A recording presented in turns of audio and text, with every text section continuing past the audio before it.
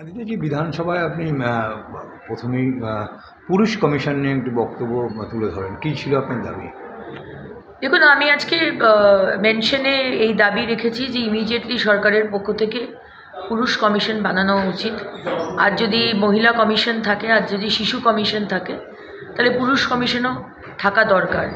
এটা খুব অদ্ভুত ব্যাপার যে আমাদের সমাজে এরকম একটা পিকচার আছে, আমাদের পুরুষতান্ত্রিক সমাজে, যে পুরুষরা কাঁদতে পারে না, পুরুষ যদি কাঁদে তাহলে সেটাকে দুর্বলতা হিসেবে দেখানো হয়। পুরুষরা মানে পুরুষদেরই কাজ করতে হবে, পুরুষরাই সংসার চালাবে, এ ধরনের বিভিন্ন জিনিস আছে। পুরুষদের ওপর অত্যাচার হওয়া যায় না।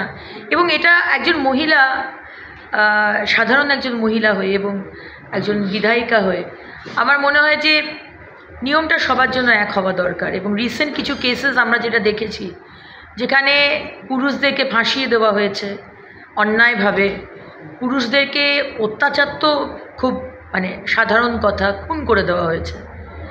সুতরাং আমার সেই হিসেবে মনে হয় যে শুধু লিগ্যাল ব্যাপার নয়, আজকে পুরুষের মানসিকভাবে যে যন্ত্রণা, অনেক অনেক অনেক পুরুষ সেই যন্ত্রণার মধ্যে দিয়ে যায়, কিন্তু সে পুরুষ বলে সে তার কথা শোনার কেউ নেই। এবং জীবন মানে রেগুলার জীবনযাপনের মধ্যেও অনেক বিশেষ আছে, মানসিক প্রবলেম, সেগুলো একটা বলার জায়গা হওয়া দরকার। ইমিডিয়েটলি পুরুষ কমিশন হওয়া দরকার, কারণ সমাজ চেঞ্জ হচ্ছে। আজকে 30 বছর আগে যে সমাজকে আমরা চিনতাম, এখন সেই সমাজ নয়। সমাজের নতুন রকম প্রবলেমস, নতুন রকম বিষয়, সেগুলোকে মাথায় রেখে ইমিডিয়েটলি আমার মনে হয় পুরুষ কমিশন হওয়া দরকার। সেই আবেদনই আমি সরকারের কাছে রেখেছি আজকে। 24 ঘন্টা ইন্ডিয়া টিভি, সর্বদা সবার পাশে, সবার মাঝে। আজ এ পর্যন্ত।